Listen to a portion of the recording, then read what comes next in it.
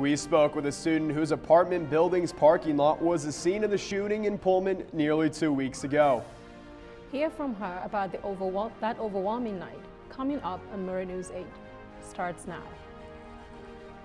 Northwest Public Broadcasting Studios on the campus of Washington State University. This is Murrow News 8. Good evening. I'm Henry Lenhart. And I am Sona Porter. Welcome to Murrow News 8. Nearly 2 weeks ago, one man was killed and one WSU student was injured in a shooting on College Hill. We have been following the story closely since then, and today we are hearing from Alohi Holing, a WSU student who lives very close to where the shooting took. Almost too close. Once I knew there was a shooter, I was like, well, I don't know what to do, but it was literally like minutes later the cops were coming and we heard the sirens, and so that was a lot better. But then they were all around our apartment, and so we just stayed up the whole night. Also told us her and her roommates make sure to lock their doors every night. The investigation into the shooting remains Pullman PD's top priority. Pullman Radio reports that Police Chief Gary Jenkins says that this type of investigation will take some time. Officials are still gathering evidence and interviewing witnesses. Evidence already sent to the Washington State Crime Lab could take a couple of months to analyze. George Melvin Harris III has yet to be charged pending a completion investigation. Former WSU fraternity member Garrett Smith has pleaded guilty to furnishing alcohol to a minor that led to the death of an Alpha Tau Omega member. According to Pullman Radio, Smith didn't supply alcohol to freshman Sam Martinez, who died after attending an Alpha Tau Omega fraternity chapter event in November of 2019. Smith will be the fourth former ATO member to plead guilty in the case. Pullman police are still trying to locate a missing 17-year-old girl. According to Pullman PD, Casey Ross was seen around Lost Trail Drive on Sunnyside Hill around midnight Tuesday. She is possibly headed towards Cul-de-sac, Idaho. If you have any information about her whereabouts, please call Officer Chamberlain with the number on the screen. The Washington State Department of Health has reported 2 new deaths and 3 hospitalizations in Whitman County. The department shows a data from Tuesday night reporting a total of 61 deaths and 198 hospitalizations for the county since the start of the pandemic. And in Later County, 3,980 confirmed cases have been reported, 253 probable cases, and 25 total deaths have also been reported for the county since the COVID-19 started. Pfizer submitted an emergency request to the FDA to authorize their COVID vaccine for children ages 5 to 11. An FDA advisory committee is planning to meet and discuss authorization on October 26th. The Pfizer vaccine would be the first COVID shot to be approved for children under 12 in the U.S. The company already conducted a study that included over 2,000 children and concluded that the vaccine was safe. Idaho Governor Brad Little has repealed an executive order made by the Lieutenant Governor Janice McGinn. The order, which is about COVID-19 passports and mandatory testing, was issued by McGinn on Tuesday, banning vaccine passports for schools and universities. The governor was in the U.S.-Mexico border while all of this was taking place. It's homecoming week here at WSU, and the spirit's present all over campus. Our reporter Aspen Schumpert is live on Greek Row to show us some of the festivities. Thanks, guys. I am here live on Greek Row in front of Theta Chi Fraternity. It is Thursday of homecoming week, and the activities are getting everyone excited for the weekend. Homecoming partners in the Greek community practice and participate in events all week long in hopes to take the title of homecoming champion.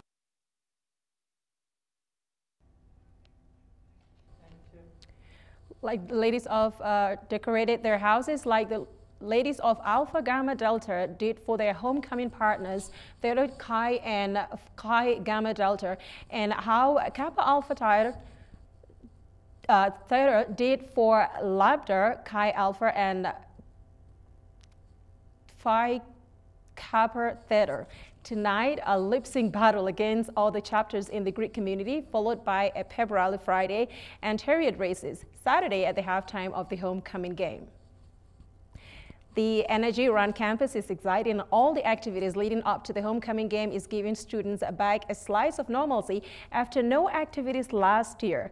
As of this morning, Theta Chi, Fiji, and Alpha, Gamma, and Delta are in first place for their homecoming title, but still have a few days to keep pushing. Well, I'll tell you what, those lip-sync battles are always fun. The WSU Alumni Association is hosting their back home homecoming celebration at the Hollingberry Fieldhouse tomorrow. The event will last from 7 to 9 p.m. and it's free to attend. Food and drinks will be available for purchase, and there will also be live music and carnival-style games for kids. Everyone that registers on the Alumni Association website will get free t-shirts as well. And I don't know about you, but I was actually cold last night. I could see my breath. It seems like it's getting colder and colder. Our Will Wixie is going to tell you what the high is going to be for the football game Saturday. Hint, it may be colder than you think. We'll be right back.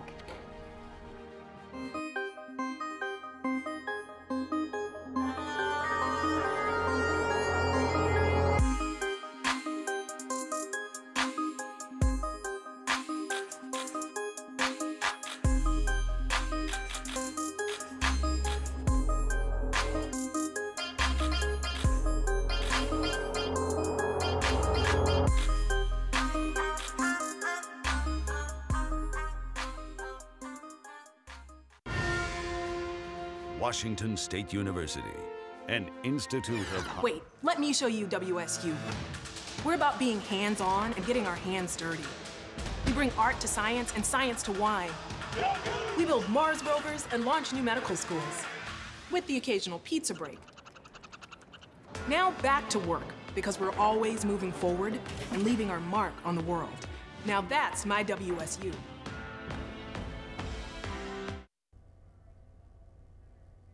And now for our weather forecast. What do you have for us today, Will? Well, Sona, we have a sunny one here today for you, although it is cold. Like many days on the Palouse during the wintertime, I like to call this cold, clear, and calm. However, we are looking at a high of 59 today and a low of 32 with 4-mile-per-hour winds, and we should be having frost tonight, as some of you experienced this morning. That frost will probably continue or start around midnight. As we look into tomorrow, as we will have that frost come into the morning, probably dissipate around 8 a.m., and we are looking at 60 degrees as the high and 31 as the low. Going down to our state map here, we're going to see Olympia and Seattle on the west side, both sitting around somewhere around the mid to high 50s. Yakima and Spokane both sitting at 61, and Tri-Cities right here sit at 64 degrees. And coming over to Pullman, the Palouse does not mess with the Pacific Northwest when it comes to temperatures, sitting at 59 and a low of 32, the lowest of the Northwest. And now looking at our 5-day forecast on Friday, it is going to be partly cloudy, hopefully more sunny than it will be cloudy. Saturday, we will be getting sun on game day. However, it will be chilly out with a high of 59, so make sure to wear a jacket at the game. Sunday, we will have a high chance of rain. Make sure to wear a rain jacket then. Monday, partly cloudy, and then Tuesday, hopefully we'll be having full sun again. Back to you guys at the desk. Hey, thanks, Will. WSU's highest drafted pitcher is back in town for the Cougar baseball reunion. Hear about what Pullman means to him. And non-ranked WSU soccer is taking on number 14 Sanford Cardinal tonight. Our Madeline Donaldson will have the history of this matchup after the break. Pressure. Expectations. Overwhelmed. Mental health issues are real. Suicide is the second leading cause of death among people aged 15 through 24. But it doesn't have to stay that way. If you're going through a difficult time, hope and help is only a phone call away. On the playing field, it is important to lean on your teammates for help. It is important to lean on each other off the field, too. Life isn't always easy and can sometimes feel overwhelming. You don't have to face it alone. We are all on the same team when it comes to looking out for each other. There is hope. You matter. We care. Help is just a phone call away.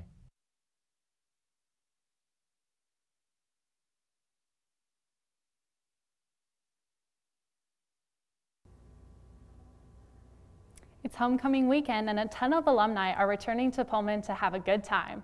This includes many WSU baseball alumni. Former WSU pitcher Dave Wainhouse is back in town for his second baseball reunion since being drafted in 1988. Wainhouse still holds the record of the highest drafted person out of WSU.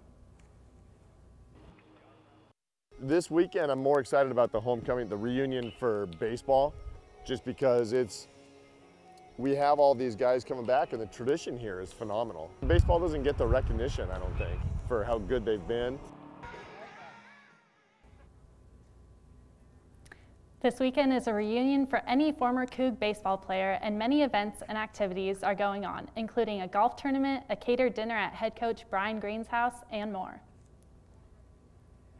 WSU soccer team takes on Stanford this week. The game presents a prime opportunity for the Cougs to show that they are in fact the real deal against a team that they haven't beaten in years. Stanford only has 2 losses since the start of their season against Duke and North Carolina, and are ranked number 14 nationally. The Cougs, despite their 9-1-1 record, remain unranked, but they have only 1 loss so far against Seattle U. Kickoff will start tonight at 5. It's a big weekend here at WSU, which calls for a big game against the Oregon State Beavers, who have a pretty interesting history. The Cougs will take the Beavs at Ginther Field for the homecoming game. The Beavs have yet to beat the Cougs in its past 7 tries since 2013. OSU is on a 4-game winning streak as of now. At the moment, the Beavs are ranked 1st in the Pac-12 and WSU is ranked 6th. It should be a good game based on the stats of both teams right now. And it's that time of the year. Haunted houses are back.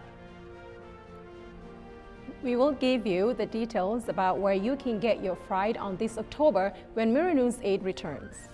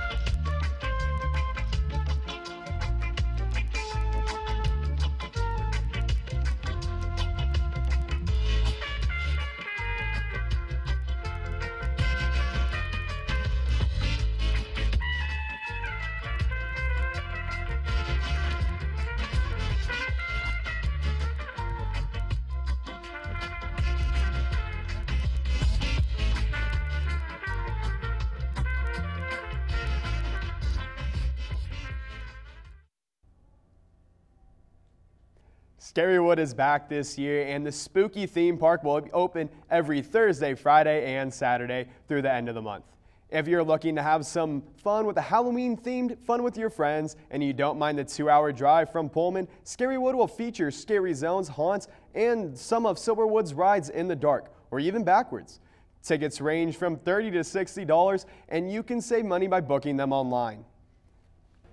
You know, Sona, I love haunted houses. I was raised on them. I can't wait to go to this. Well, and I think the 2 hours drive is worth the fun. I think so too. Thanks for watching, and if you missed anything in any of our previous newscasts, you can always catch us on the YouTube channel. More news can be found at nwpd.org/mn8, and you can follow us on Facebook and Twitter. Have a good night.